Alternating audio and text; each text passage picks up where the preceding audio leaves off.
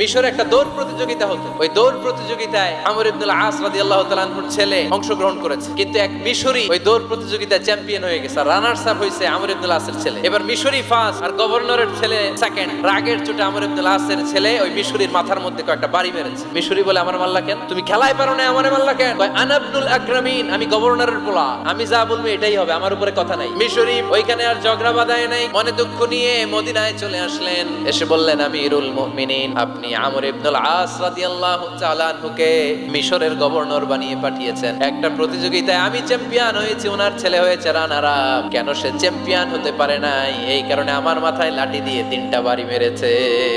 ওমর ফারুক বললেন, তাই আগামী বছরের অমুক তারিখ আমি সব গভর্নরদেরকে ডেকে হিসাব নিতে, ওই দিন তুই থাকবি। ওই দিন 7 রাজ্য থেকে 7 গভর্নর হাজির, গভর্নরদের ছেলেরাও হাজির, মিশরীয় হাজির। 7 গভর্নরের কাছ থেকে 7 এলাকার খোঁজ খবর নেয়ার পরে ওমর ফারুক বললেন, আইনাল